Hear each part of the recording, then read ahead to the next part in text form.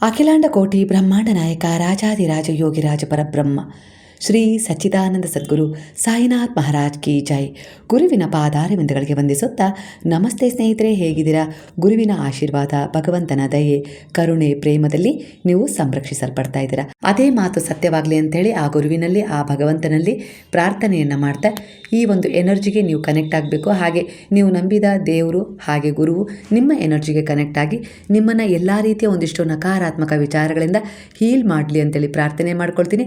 ಹಾಗೆ ನಿಮ್ಮ ಜೀವನದ ಹೊಸ ಪ್ರಾರಂಭಕ್ಕೆ ಅವರು ಒಂದು ಮಾರ್ಗದರ್ಶನ ನೀಡಲಿ, ಹಾಗೆ ರಕ್ಷಣೆ ಕೂಡ ಆಗಿರಲಿ, ಹಾಗೆ ಜೊತೆ ಇದ್ದು ನಿಮಗೆ ಬೆಂಬಲ ಕೂಡ ನೀಡಲಿ ಅಂತೇಳಿ ಭಗವಂತನಲ್ಲಿ ಆಶೀರ್ವಾದವನ್ನು ಕೋರ್ತಾ ಈ ಒಂದು ರೀಡಿಂಗನ್ನು ಶುರು ಮಾಡ್ತಿದ್ದೀನಿ.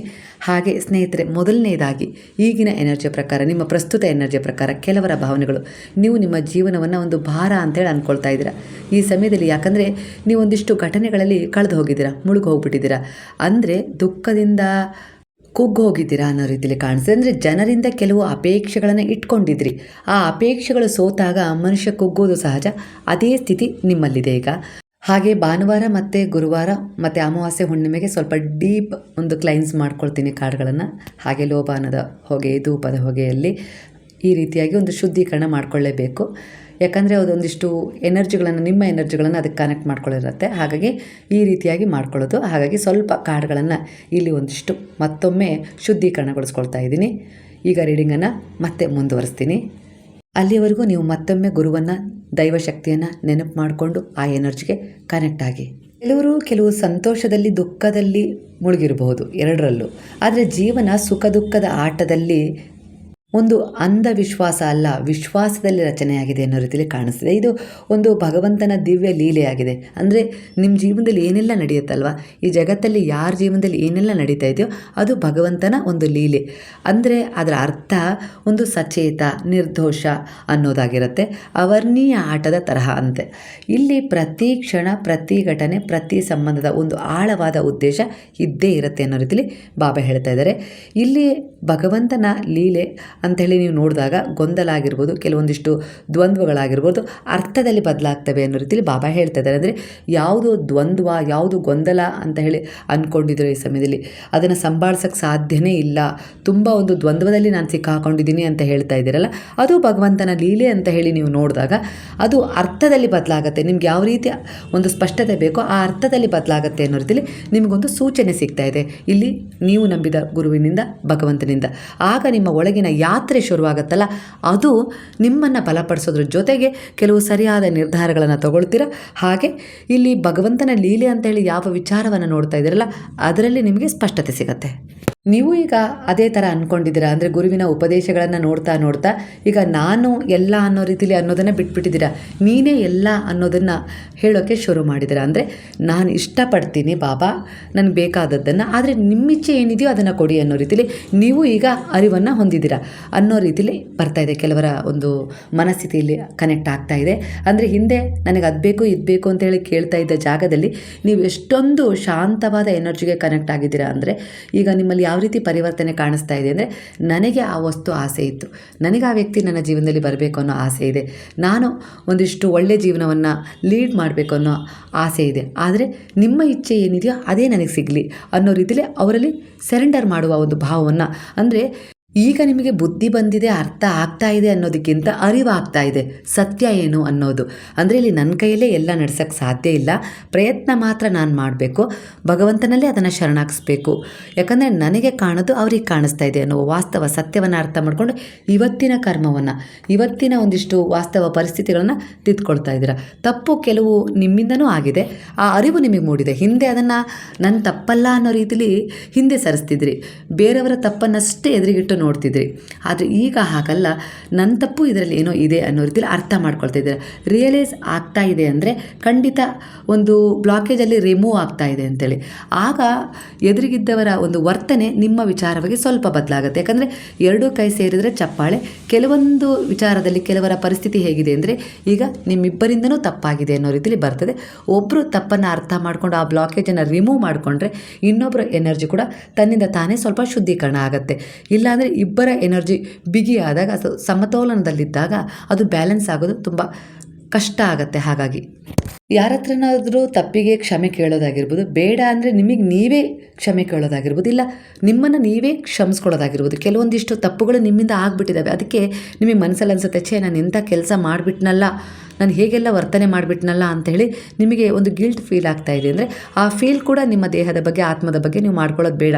ಅಂದರೆ ಅದಕ್ಕೂ ಒಂದು ಕ್ಷಮೆಯನ್ನು ಕೋರಿ ಆ ಒಂದು ಎನರ್ಜಿಯನ್ನು, ಬ್ಲಾಕೇಜ್ ಎನರ್ಜಿನ ರಿಮೂವ್ ಮಾಡಿಬಿಡಿ. ಅಂದರೆ ಇಲ್ಲಿ ನಾನೇ ಎಲ್ಲ ಅನ್ನೋದಕ್ಕಿಂತ ನೀವೇ ಎಲ್ಲ ಅನ್ನುವ ಒಂದು ಭಾವ ಇದೆಯಲ್ಲ, ಅದು ದುರ್ಬಲತೆ ಅಲ್ಲ, ಅದು ಒಂದು ಶಕ್ತಿ. ಪ್ರತಿ ಸ್ಥಿತಿಯಲ್ಲೂ ಒಂದು ನಿಮ್ಮನ್ನು ದೃಢವಾಗಿಸುತ್ತೆ. ಕೆಲವೊಂದು ವಿಚಾರಗಳಲ್ಲಿ ಹಠ ಹಿಡಿದು ವಿರೋಧ ಮಾಡೋದ್ರಿಂದ ಜೀವನ ನಿಲ್ಲುತ್ತೆ, ಸಮರ್ಪಣೆ ಮಾಡೋದ್ರಿಂದ ಪ್ರವಾಹದಂತೆ ಹರಿಯುತ್ತೆ.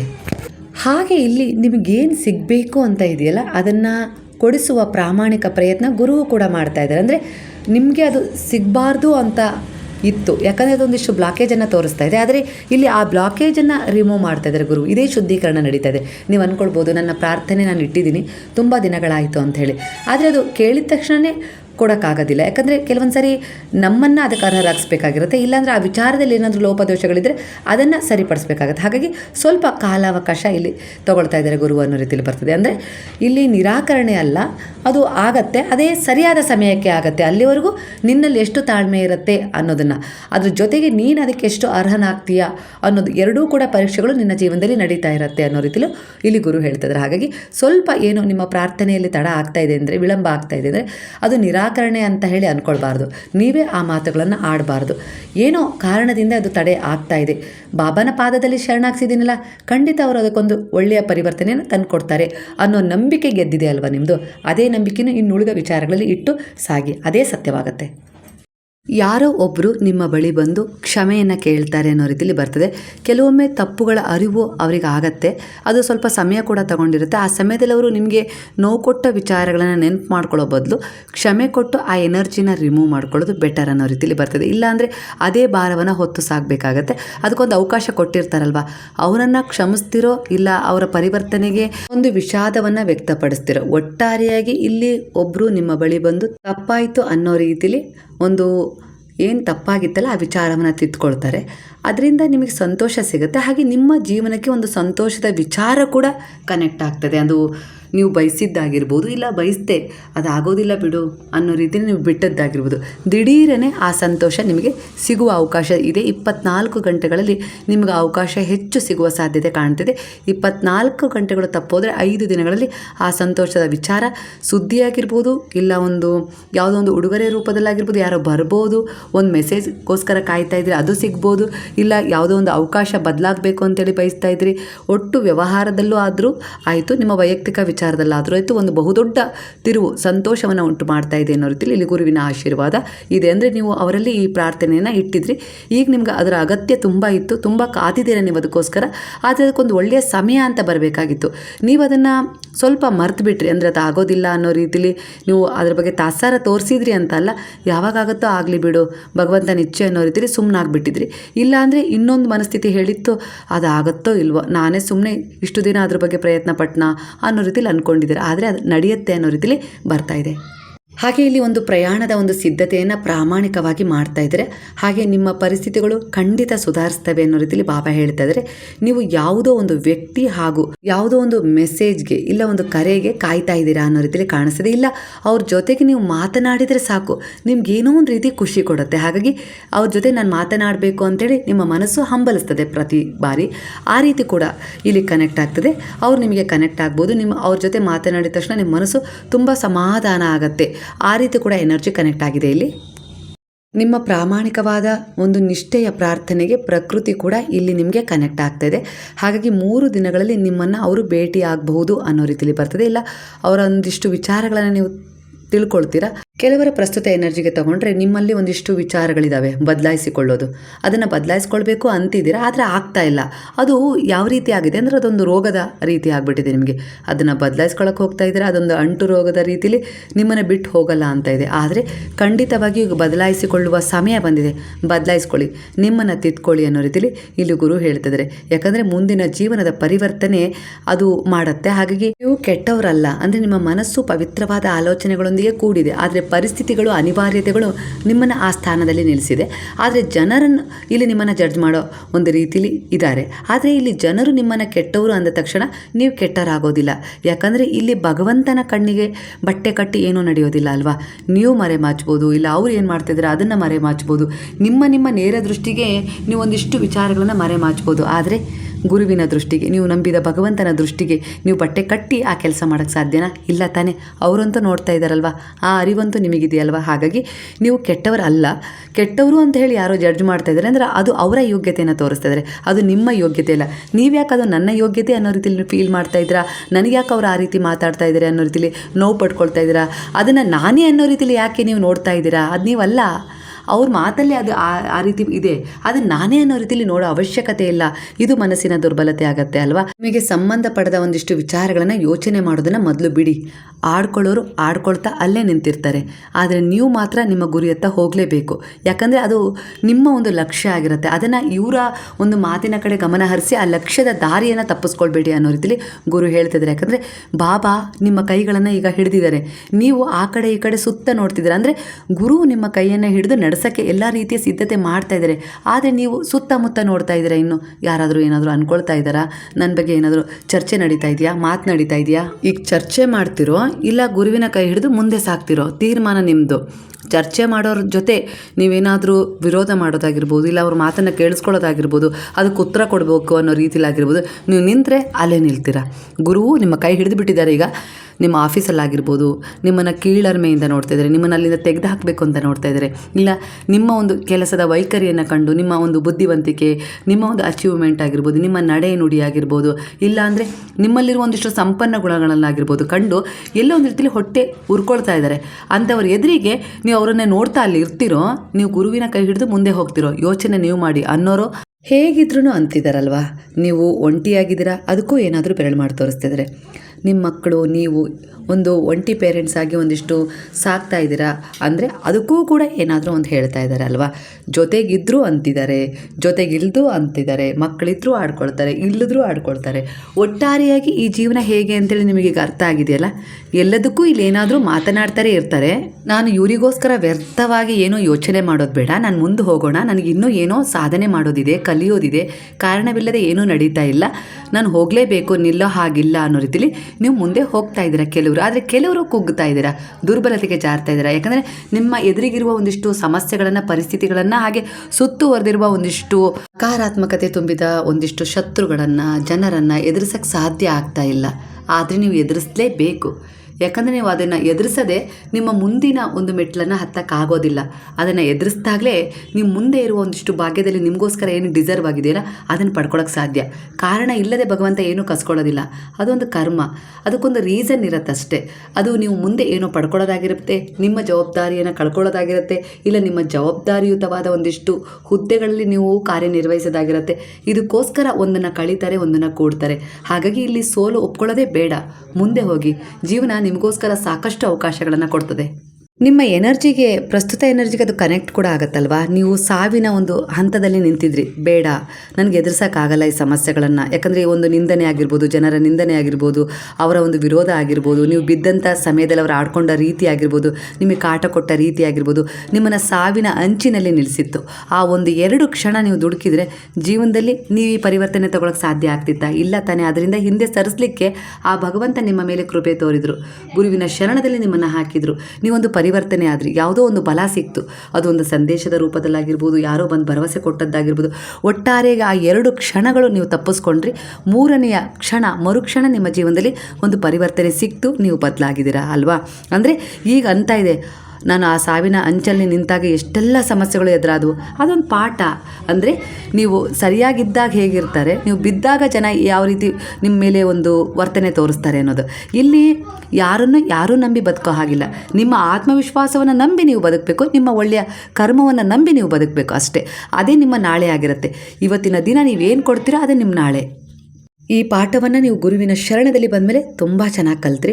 ಗುರುವಿನ ದೃಷ್ಟಿ ನಿಮ್ಮ ಮೇಲಿದೆ ಅಂತ ಬರ್ತಾ ಇದೆ. ಸಚ್ಚರಿತ್ರೆಯ ಪಾರಾಯಣವನ್ನು ನಿಷ್ಠೆಯಿಂದ ಮಾಡ್ತಾ ಇದ್ರೆ ಅದಕ್ಕೆ ಅನುಸಾರವಾಗಿ ನಿಮ್ಮ ಜೀವನದಲ್ಲಿ ಬಹಳಷ್ಟು ಬದಲಾವಣೆ ಆಗಿದೆ. ಕೆಲವರಿಗೆ ಬದಲಾವಣೆ ಕಾಣ್ತಾ ಇಲ್ಲ, ಅಂದರೆ ಅದು ಒಂದಿಷ್ಟು ಬದಲಾವಣೆಗಳು ಮೇಲ್ಮುಖವಾಗಿ ಕಾಣೋದಿಲ್ಲ. ಅದೃಶ್ಯವಾದ ರೂಪದಲ್ಲಿ ನಿಮ್ಮ ಒಳ ಪರಿವರ್ತನೆ ಆಗ್ತಾ ಇರುತ್ತೆ. ಅಂದರೆ ನಿಮಗೆ ಬೇಕಾಗಿರೋದು ಪರಿವರ್ತನೆಯಾಗಿ ಸಿಗ್ತಾ ಇಲ್ಲ, ಆದರೆ ನಿಮ್ಮನ್ನೇ ಪರಿವರ್ತನೆ ಮಾಡಿರುತ್ತೆ. ಅಂದರೆ ನಿಮ್ಮನ್ನು ಮೊದಲು ಪರಿವರ್ತನೆ ಮಾಡಿ ನಿಮಗೆ ಬೇಕಾದುದನ್ನು ಕೊಡಲಿಕ್ಕೆ ನಿಮ್ಮನ್ನು ಮೊದಲು ಅರ್ಹರಾಗಿಸ್ತಾ ಇದ್ದಾರೆ ಅನ್ನೋ ರೀತಿಯಲ್ಲಿ ಬರ್ತದೆ. ಒಟ್ಟಾರೆಯಾಗಿ ಗುರುವಿನ ದೃಷ್ಟಿ ನಿಮ್ಮ ಮೇಲಿದೆ. ಸಚ್ಚರಿತ್ರೆಯ ಪಾರಾಯಣವನ್ನು ನಿಷ್ಠೆಯಿಂದ ಮಾಡ್ತಾ ಇದ್ದೀರಾ.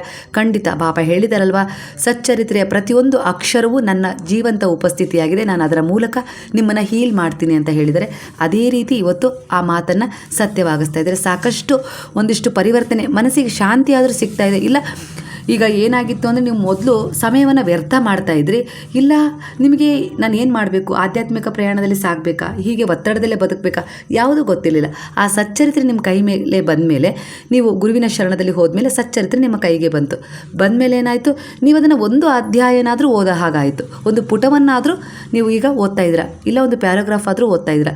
ಮೊದಲು ಈ ಪರಿವರ್ತನೆ ಇರಲಿಲ್ಲ. ಸುಮ್ಮನೆ ಆ ಸಮಯನಾದರೂ ಅನವಶ್ಯಕವಾದ ಒಂದು ಚರ್ಚೆಯಲ್ಲಿ ಕಳೀತಿದ್ರಾ.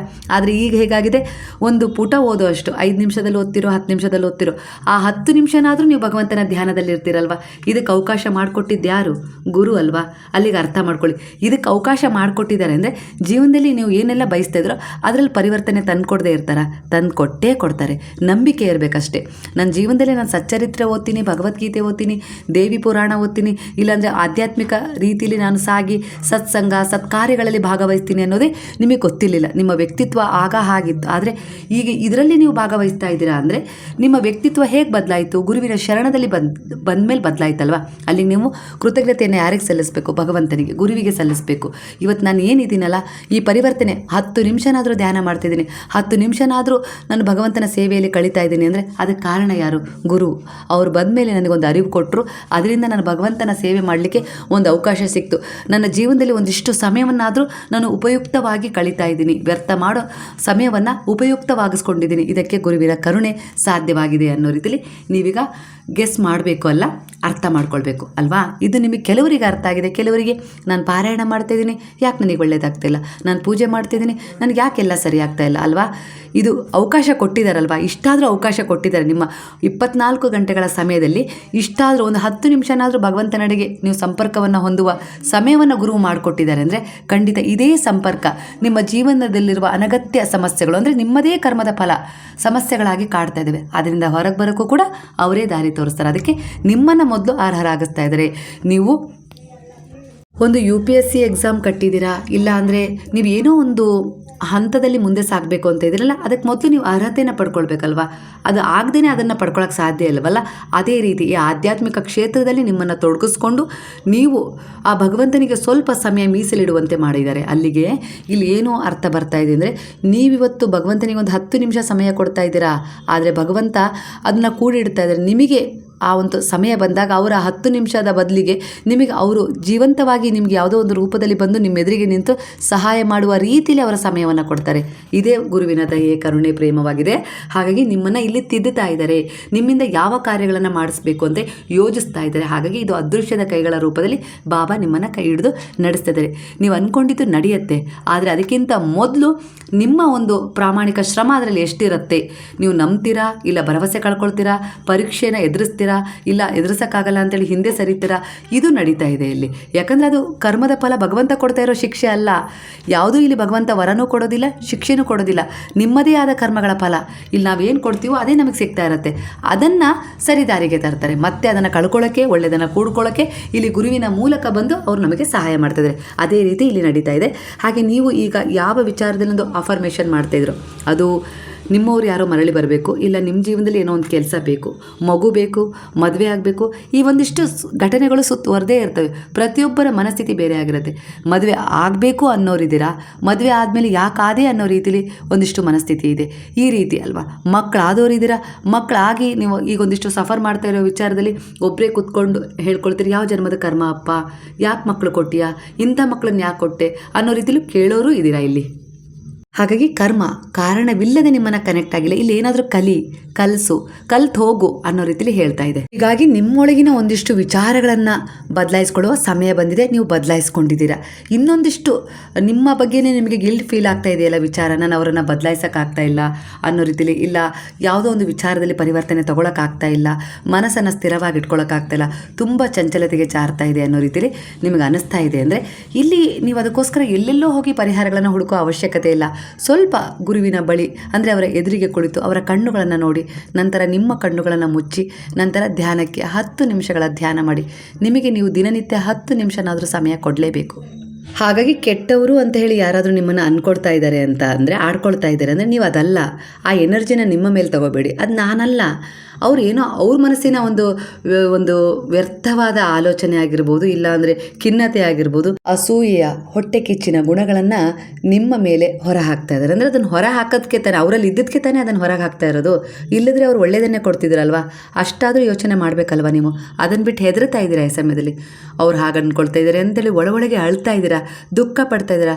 ಬೆಳಗ್ಗೆ ಎದ್ದು ಮತ್ತೆ ಅದೇ ಭಾರವಾದ ಮನಸ್ಸಿನಿಂದ ಹೊರಗೆ ಹೋಗ್ತಾ ಇದ್ದೀರಾ. ಆದರೆ ಅದು ಬೇಡ. ನೀವು ಹಗುರವಾದ ಮನಸ್ಸಿನೊಂದಿಗೆ ಗುರುವಿಗೆ ಶರಣಾಗಿದ್ದೀರಾ ಅಂದರೆ ಯಾಕೆ ಬೇರೆಯವರ ಬಗ್ಗೆ ಚಿಂತೆ? ನಿಮ್ಮ ಕರ್ಮ ಚೆನ್ನಾಗಿದೆ, ಆ ಕರ್ಮ ನಿಮ್ಮನ್ನು ನೋಡುತ್ತೆ. ಭಗವಂತನ ಕಣ್ಣಿಗೆ ಬಟ್ಟೆ ಕಟ್ಟಿಲ್ಲ ಅಲ್ವಾ, ಇನ್ನು ಅವ್ರು ನೋಡ್ತಾ ಇದ್ದಾರೆ. ಹಾಗಾಗಿ ಜನರ ಮಾತಿನ ಬಗ್ಗೆ ಗಮನ ಕೊಡಬೇಡಿ, ಮುಂದೆ ಹೋಗಿ. ಜೀವನ ಸುಂದರವಾಗಿದೆ. ಎಲ್ಲ ಅಂಕು ಡೊಂಕು ಏರಿಳಿತವನ್ನು ನೀವು ದಾಟ್ಕೊಂಡು ಹೋಗಿ ಹಿಂತಿರುಗಿ ನೋಡಿದಾಗಲೂ ಕೂಡ ಅದೇ ಜನ ಅದೇ ರೀತಿ ಒಂದು ಹೊಟ್ಟೆ ಕಿಚ್ಚಿನ ಭಾವನೆಗಳನ್ನು, ಅಸೂಯ ಭಾವನೆಗಳನ್ನು, ಆ ಮಾತುಗಳನ್ನು ಇನ್ನೊಬ್ಬರ ಮೇಲೆ ಮತ್ತೆ ಹಾಕ್ತಾ ಇರ್ತಾರೆ. ಅಲ್ಲಿಗೆ ಅರ್ಥ ಮಾಡ್ಕೊಳ್ಳಿ, ಅವ್ರ ಮನಸ್ಸಲ್ಲಿ ಅದೇ ಇರೋದು. ಒಳ್ಳೆಯದನ್ನಂತೂ ಕೊಡೋಕ್ಕಾಗೋದಿಲ್ಲ, ಕೆಟ್ಟದನ್ನಂತೂ ಮಾಡದೇ ಇರೋಕ್ಕಾಗೋದಿಲ್ಲ. ಇಂಥ ಒಂದಿಷ್ಟು ಜನರು, ಸಂಬಂಧಗಳು ಕೂಡ ಸುತ್ತುವರೆದಿದ್ದಾವೆ. ಇವೆಲ್ಲವನ್ನ ನಾವು ಒಂದು ನಕಾರಾತ್ಮಕ ಆಲೋಚನೆಗಳೊಂದಿಗೆ ತಗೊಳ್ಳೋದಕ್ಕಿಂತ, ಅವರನ್ನು ದ್ವೇಷಿಸೋದಕ್ಕಿಂತ, ಇಲ್ಲ ಅವ್ರ ಬಗ್ಗೆ ವಿರುದ್ಧವಾಗಿ ಮಾತನಾಡೋದಕ್ಕಿಂತ, ವಾದ ವಿವಾದ ನಡೆಸೋದಕ್ಕಿಂತ ನಾವಿಲ್ಲಿ ಏನು ಮಾಡಬೇಕು? ಎಷ್ಟು ಬೇಕೋ ಅಷ್ಟು ಉತ್ತರ ಕೊಡಬೇಕು. ನನಗೆ ವ್ಯರ್ಥ ವಿಚಾರಗಳಲ್ಲಿ, ವ್ಯರ್ಥವಾದ ಒಂದಿಷ್ಟು ಜನರಲ್ಲಿ ನನಗೆ ಆಸಕ್ತಿ ಇಲ್ಲ. ನನ್ನ ಜೀವನ ಒಂದು ಗುರಿ ತಲುಪಬೇಕಾಗಿದೆ, ಅದನ್ನು ನಾನು ತಗೊಂಡು ಹೋಗಬೇಕು, ಅದು ನನ್ನ ಜವಾಬ್ದಾರಿಯಾಗಿದೆ, ನನಗೆ ಒಂದಿಷ್ಟು ಜವಾಬ್ದಾರಿ ಕರ್ತವ್ಯಗಳಿದ್ದಾವೆ ಅನ್ನೋ ರೀತಿಲಿ ನೀವು ಮುಂದೆ ಹೋಗಿ. ಆ ಜವಾಬ್ದಾರಿ, ಆ ಕರ್ತವ್ಯ, ಆ ಒಳ್ಳೆಯ ಉದ್ದೇಶದ ಒಂದು ಚರ್ಚೆ ಏನು ನಡೀತಾ ಇರುತ್ತಲ್ಲ ನಿಮ್ಮ ಮನಸ್ಸು, ಅದರ ಪ್ರಕಾರನೇ ನಿಮ್ಮ ಸೂಕ್ತ ಮನಸ್ಸು ಜಾಗೃತವಾಗಿ ನೀವೆಲ್ಲಿ ಹೋಗಬೇಕು ಅಂತ ಬಯಸ್ತಾರೋ ಅಲ್ಲಿ ಕರ್ಕೊಂಡೋಗಿ ನಿಲ್ಲಿಸುತ್ತೆ. ಈಗ ಅವರನ್ನು ಎಲ್ಲಿ ನಿಲ್ಲಿಸಿದೆ ಹೇಳಿ? ಅವ್ರು ಅಲ್ಲೇ ಹೋಗಬೇಕು ಅಂತ ಬಯಸ್ತಾ ಇದ್ದಾರೆ. ಯಾಕಂದರೆ ಅವರಿಗೆ ನಿಮ್ಮನ್ನು ಆಡ್ಕೊಳ್ಳೋದು, ಇಲ್ಲ ನಿಮ್ಮ ಬಗ್ಗೆ ನಗೋದು, ಇಲ್ಲ ನಿಮ್ಮನ್ನು ಒಂದಿಷ್ಟು ಅಲ್ಲಗಳೆಯೋದು ಅಂಥದ್ರ ವಿಚಾರದ ಬಗ್ಗೆನೇ ತುಂಬ ಗಮನ. ಅದು ಅವರು ಅಲ್ಲೇ ಹೋಗಬೇಕು ಅಂತ ಬಯಸ್ತಾ ಇದ್ದಾರೆ. ಅವರು ಅಲ್ಲೇ ಇದ್ದಾರಲ್ವಾ. ಹಾಗಾಗಿ ನೀವು ಮಾತ್ರ ಮುಂದೆ ಹೋಗಬೇಕು ಅಂತ ಬಯಸ್ತಾ ಇದ್ದೀರಾ. ಹಾಗಾಗಿ ಇಂಥ ವಿಚಾರಗಳ ಕಡೆ ಗಮನ ಕೊಟ್ಟು ಅಲ್ಲಿ ನಿಲ್ಲಬೇಡಿ. ಇದು ತುಂಬ ಜನರ ಎನರ್ಜಿಗೆ ಕನೆಕ್ಟ್ ಆಗುತ್ತೆ. ಭಿನ್ನವಾದ ಒಂದು ವಿಚಾರಗಳಲ್ಲಿ ಕನೆಕ್ಟ್ ಆಗುತ್ತೆ. ನೀವು ಯಾವ ವಿಚಾರಕ್ಕೆ ಕನೆಕ್ಟ್ ಆಗುತ್ತೋ ಆ ವಿಚಾರಕ್ಕೆ ತಗೊಳ್ಳಿ. ಅಂದರೆ ಯಾವ ಸಂಬಂಧದಲ್ಲಿ ನಿಮಗೆ ಕನೆಕ್ಟ್ ಆಗುತ್ತೋ, ಯಾವ ವಿಚಾರದಲ್ಲಿ, ಯಾವ ಜಾಗದಲ್ಲಿ ಕನೆಕ್ಟ್ ಆಗುತ್ತೋ ಅದಕ್ಕೆ ಈ ಒಂದು ವಿಚಾರವನ್ನು ಅನುಸರಿಸ್ಕೊಂಡು ಹೋಗಿ. ನಿಮ್ಮ ಭಾವನೆಗಳ ಕಡೆ ಗಮನ ಕೊಡಿ. ನಿಮ್ಮ ತಪ್ಪುಗಳನ್ನು ಸುಧಾರಿಸ್ಕೊಳ್ಳುವ ಕಡೆ ಗಮನ ಕೊಡಿ. ಯಾಕಂದರೆ ಕೆಲವೊಂದು ಸಾರಿ ಇಂಥ ಒಂದಿಷ್ಟು ಜನರ ನಕಾರಾತ್ಮಕ ಭಾವನೆಗಳಿಗೆ ಸಿಕ್ಕು ನಿಮ್ಮಿಂದ ಕೂಡ ತಪ್ಪಾಗಿರುತ್ತೆ. ಹಾಗಾಗಿ ಆ ತಪ್ಪನ್ನು ಸುಧಾರಿಸ್ಕೊಂಡು ಆ ಎನರ್ಜಿನ ರಿಮೂವ್ ಮಾಡಿ ಮುಂದೆ ಹೋಗಿ. ನಿಮ್ಮ ಸುತ್ತ ಒಂದಿಷ್ಟು ತಪ್ಪಾದ ನಡವಳಿಕೆ ಇರುವ ಜನರ ಎನರ್ಜಿ ಪ್ರಭಾವ ಬೀರ್ತಾ ಇದೆ. ಹಾಗಾಗಿ ಈ ರೀತಿ ಒಂದು ಆತ್ಮವಿಶ್ವಾಸವನ್ನು ಇಲ್ಲಿ ಗುರು ತುಂಬಿಸ್ತಾ ಇದ್ದಾರೆ. ಹೆದರಿದರೆ ಇಲ್ಲಿ ನಿಮ್ಮನ್ನು ಅವರು ತುಳಿದು ಹಾಕ್ಬಿಡ್ತಾರೆ. ಹಾಗಾಗಿ ನಿಮ್ಮ ತಪ್ಪೇನೂ ಇಲ್ಲ ಅಂದರೆ ಎದುರಿಸೋದು ಸರಿ ಇದೆ, ಅದು ನಿಮಗೆ ನ್ಯಾಯ ಅಂಥೇಳಿ ಅನಿಸಿದರೆ, ಭಗವಂತನೂ ಆ ನ್ಯಾಯವನ್ನು ಗುರುತಿಸಿದರೆ ಅವನ ಕೋರ್ಟಲ್ಲಿ ನಿಮಗೆ ನ್ಯಾಯ ಸಿಗುತ್ತೆ. ಅವನ ಮೇಲೆ ನಂಬಿಕೆ ಇಡಿ, ನೀವು ನಂಬಿದ ಗುರುವಿನ ಮೇಲೆ ನಂಬಿಕೆ ಇಡಿ ಅಲ್ವಾ. ಇಲ್ಲಿ ನೀವು ಅವರೇನೋ ಅಂದ್ಕೊಳ್ತಾರೆ, ಇಲ್ಲ ಬಿಟ್ಟು ಹೋಗ್ತಾರೆ, ಇಲ್ಲ ಒಂದು ರೀತಿಯಲ್ಲಿ ನನಗೆ ಶಿಕ್ಷೆ ಕೊಡ್ತಾರೆ, ನನ್ನನ್ನು ತುಚ್ಛವಾಗಿ ಕಾಣ್ತಾರೆ ಅನ್ನೋ ರೀತಿಯಲ್ಲಿ ಹೆದರಿ ನೀವು ನಿಮ್ಮ ತಪ್ಪುಗಳನ್ನು, ಅವ್ರು ಮಾಡ್ತಾ ಇರೋ ಒಂದು ತಪ್ಪುಗಳನ್ನು ಮುಚ್ಚಾಕಿದರೆ ಇಲ್ಲೇನಾಗುತ್ತೆ? ದೇವರ ಕಣ್ಣಿಗೆ ಬಟ್ಟೆ ಕಟ್ಟಿಲ್ಲ ಅಲ್ವಾ.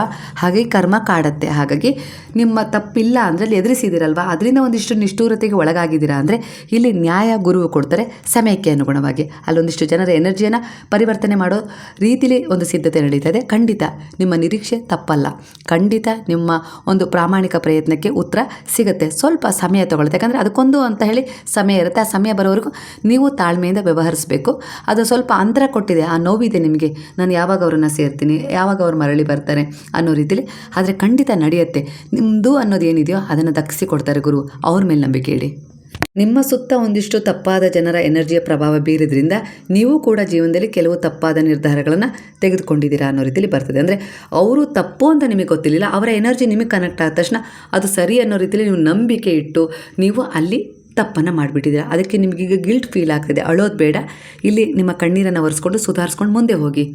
ಗುರುವಿನ ಶರಣದಲ್ಲಿ ಬಂದಮೇಲೆ ಒಂದಿಷ್ಟು ಅರಿವಿನ ನಿರ್ಧಾರಗಳನ್ನು ತಗೊಳ್ತಾ ಇದ್ದೀರಿ. ಏನೇ ಮಾಡಬೇಕಾದ್ರೂ ಅದರಲ್ಲಿ ಒಂದು ಒಳ್ಳೆಯ ಉದ್ದೇಶವನ್ನು ಹುಡುಕ್ತಾ ಇದ್ದೀರಾ ಅಲ್ವಾ.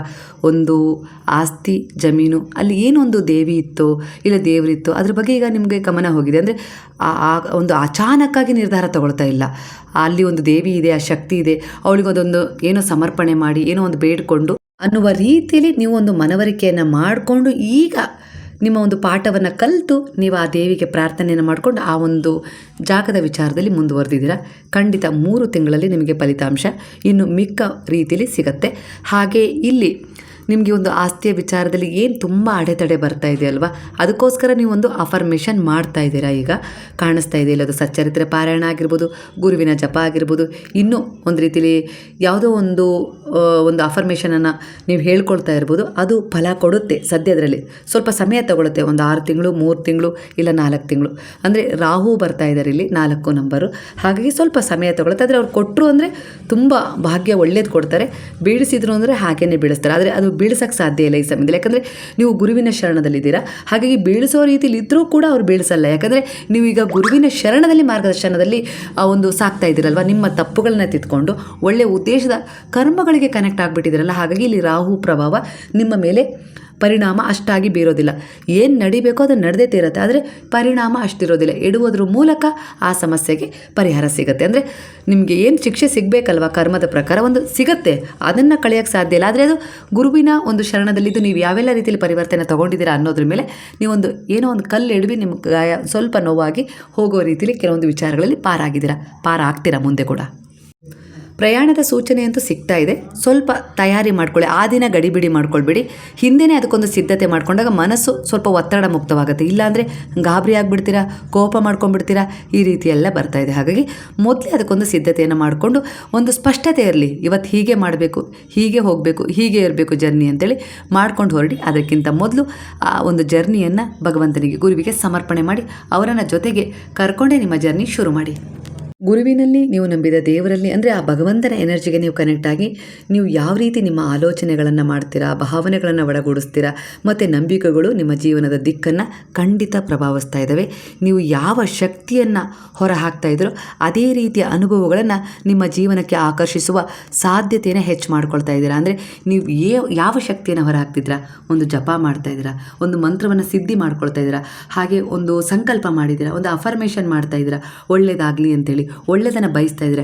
ಇದೇ ಶಕ್ತಿಯನ್ನು ನೀವು ಹೊರಗೆ ಹೋಗ್ತಾ ಇದ್ದೀರಾ ಅಂದರೆ ಹಾಕ್ತಾ ಇದ್ದೀರಲ್ವಾ, ಅದೇ ಶಕ್ತಿ ನಿಮ್ಮ ಕಡೆ ಆಕರ್ಷಿಸುವ ಸಾಧ್ಯತೆ ಹೆಚ್ಚಾಗ್ತಾ ಇದೆ. ಅಂದರೆ ಅದರ ಸಂಖ್ಯೆಯನ್ನು ಹೆಚ್ಚು ಮಾಡ್ಕೊಳ್ತಾ ಇದ್ದೀರಾ, ಅದೇ ನಿಮಗೆ ಸಿಗುತ್ತೆ ಅನ್ನೋ ರೀತಿಯಲ್ಲಿ ಬರ್ತದೆ. ಇದು ಒಂದು ಯಾವ ರೀತಿ ಅಂದರೆ ಒಂದು ಸಕಾರಾತ್ಮಕ ಮನೋಭಾವ ನಿಮ್ಮಲ್ಲಿ ಸ್ಪಷ್ಟವಾಗಿದೆ. ಇದು ನಿಮ್ಮನ್ನು ಒಂದು ಸ್ಪಷ್ಟವಾದ ಗುರಿ, ನಿರಂತರ ಪ್ರಯತ್ನ ಮತ್ತು ಆತ್ಮವಿಶ್ವಾಸದ ಜೀವನದ ಕಡೆ ಕರ್ಕೊಂಡು ಹೋಗ್ತದೆ. ಇಲ್ಲಿ ಉತ್ತಮವಾದ ಫಲಿತಾಂಶ ಖಂಡಿತ ಸಿಗುತ್ತೆ ಅನ್ನೋ ರೀತಿಯಲ್ಲಿ ಕಾಣಿಸ್ತದೆ. ಆದರೆ ಓದಿನ ವಿಚಾರದಲ್ಲಿ ಏನು ಭಯ ಆತಂಕ ಇತ್ತಲ್ಲ, ಅದು ಒಂದು ಸ್ವಲ್ಪ ನಿಮಗೆ ಗುರುವಿನ ಶರಣದಲ್ಲಿ ಹೋಗಿ ಒಂದಿಷ್ಟು ಪರಿಹಾರಗಳನ್ನು ಮಾಡ್ಕೊಂಡ್ಮೇಲೆ ಆ ಬ್ಲಾಕೇಜಿಂದ ಹೊರಗೆ ಬರ್ತಿದ್ರೆ ಇದೇ ನಡೀತಾ ಇದೆ ಅಲ್ವಾ, ಒಳ್ಳೆಯದು. ಅದೇ ನಡೀತಾ ಇದೆ ಅಂದರೆ ನೀವು ಅಂದ್ಕೊಂಡಿದ್ದು ನಡೆಯುತ್ತೆ. ಆದರೆ ನಿಮ್ಮಲ್ಲಿರುವ ಒಂದು ಸಂದೇಹ, ಒಂದು ಕಣ ಮಾತ್ರದ ಸಂದೇಹವನ್ನು ಕೂಡ ನೀವು ದೂರ ಮಾಡಬೇಕು.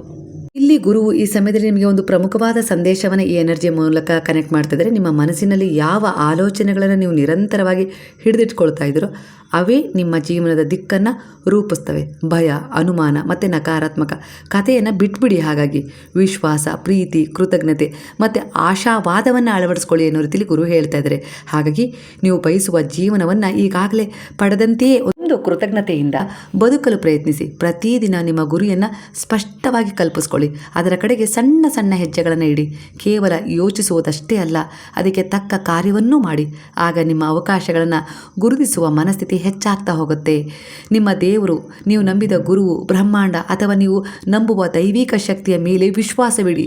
ಸರಿಯಾದ ಸಮಯದಲ್ಲಿ ಸರಿಯಾದ ವ್ಯಕ್ತಿಗಳು, ಅವಕಾಶಗಳು ಮತ್ತು ಆಶೀರ್ವಾದಗಳು ನಿಮ್ಮ ಜೀವನದಲ್ಲಿ ಬರ್ತಾ ಇದ್ದಾವೆ. ನಿಮ್ಮ ಶಕ್ತಿ ಎಷ್ಟು ಶಾಂತ ಹಾಗೆ ಹಾಗೆ ಪ್ರೀತಿಯಿಂದ, ಒಂದು ಭರವಸೆಯಿಂದ, ವಿಶ್ವಾಸದಿಂದ ತುಂಬಿರುತ್ತೋ ಅಷ್ಟು ಉತ್ತಮವಾಗಿ ನಿಮ್ಮ ಪ್ರಯಾಣ ಮುಂದುವರಿಯುತ್ತೆ ಅನ್ನೋ ರೀತಿಯಲ್ಲಿ ಬಾಬಾ ಹೇಳ್ತಾ ಇದ್ದಾರೆ. ಹಾಗಾಗಿ ನೀವು ಪ್ರೀತಿ, ಸಮೃದ್ಧಿ, ಆರೋಗ್ಯ ಮತ್ತು ಯಶಸ್ಸನ್ನು ನಿಮ್ಮ ಜೀವನಕ್ಕೆ ಸ್ವಾಗತಿಸಬೇಕು. ಯಾವಾಗಲೂ ಅವುಗಳನ್ನು ಕಲ್ಪನೆ ಮಾಡ್ಕೊಳ್ಬೇಕು.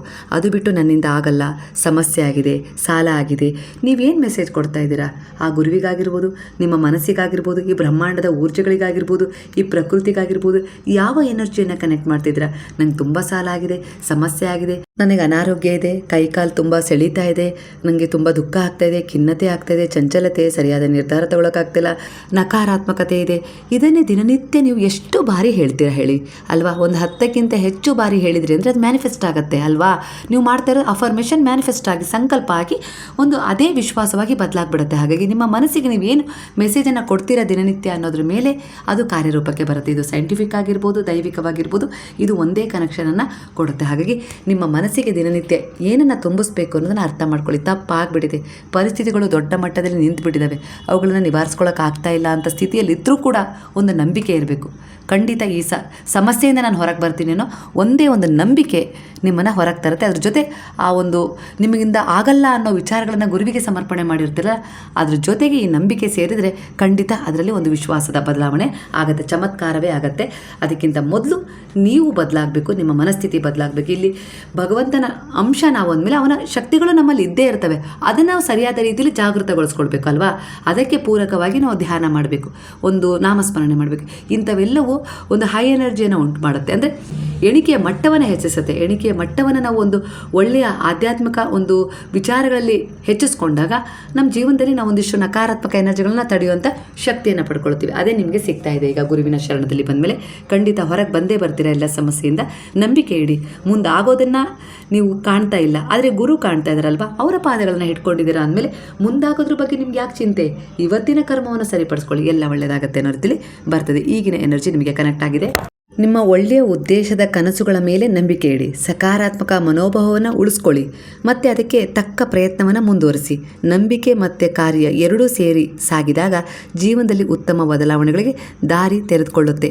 ನಾನು ನಿಮಗೆ ಸಹಾಯ ಮಾಡ್ತೀನಿ, ರಕ್ಷಣೆಯೂ ನೀಡ್ತೀನಿ, ನಿಮಗೆ ಭಯವಾಗದಂತೆ, ಆತಂಕವಾಗದಂತೆ ಜೊತೆನೂ ಕೂಡ ಸಾಕ್ತೀನಿ ಅನ್ನೋ ರೀತಿಲಿ ಬಾಬಾ ನಿಮಗೆ ಈ ಎನರ್ಜಿಯ ಮೂಲಕ ಕನೆಕ್ಟ್ ಆಗ್ತಾಯಿದ್ದಾರೆ. ಆ ಎನರ್ಜಿನ ಸಾಯಿರಾಮ್ ಅನ್ನುವ ಒಂದು ಕೃತಜ್ಞತಾ ಎನರ್ಜಿಯ ಮೂಲಕ ಸ್ವೀಕರಿಸಿ.